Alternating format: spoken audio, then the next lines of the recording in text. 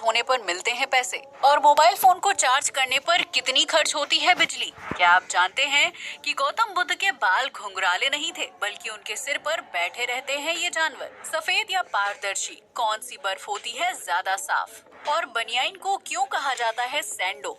आइए शुरू करते हैं अमेजिंग फैक्ट से भरा ये मजेदार वीडियो।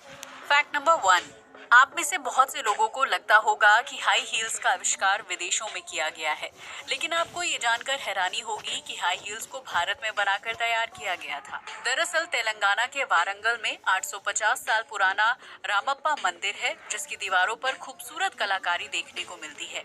इन मूर्तियों ने पैरों में हाई हील्स पहनी हुई है, जो सालों पुरानी है, और इससे ये पता चलता है कि प्राचीन भारत में महिलाएं हील्स पहनती थी। हालांकि इन हील्स की चौड़ाई ज्यादा होती थी, जिसकी वजह से उन्हें पहनकर जमीन पर चलना और लंबी पैदल यात्रा करना आसान होता था।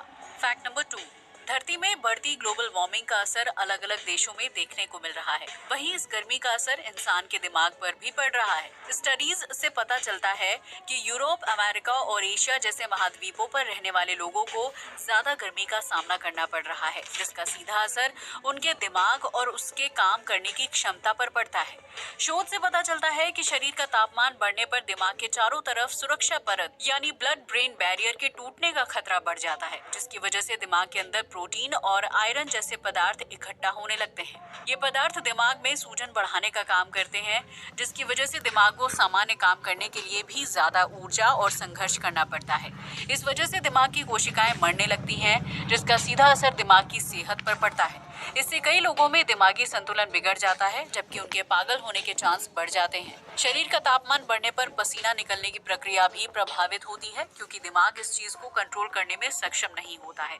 वहीं दिमाग में सूजन की वजह से कई तरह की घातक बीमारी होने का खतरा बढ़ जाता है, जिसकी वजह से गर्मी और बढ़ते तापमान को इंसानी दिमाग के लिए अच्छा नहीं माना जाता है।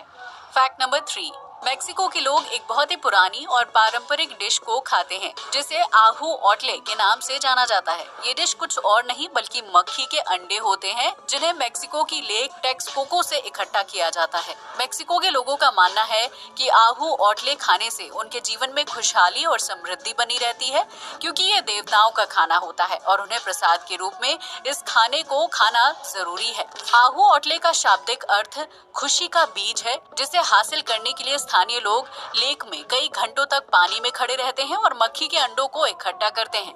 इन अंडों का साइज बहुत ही छोटा होता है, जो सफेद अनार के दानों की तरह दिखाई देते हैं। इस डिश को कच्चा ही खाया जाता है, जबकि कई लोग मसालों के साथ मिलाकर आहू ओटले को हाफ फ्राई करके खाते हैं।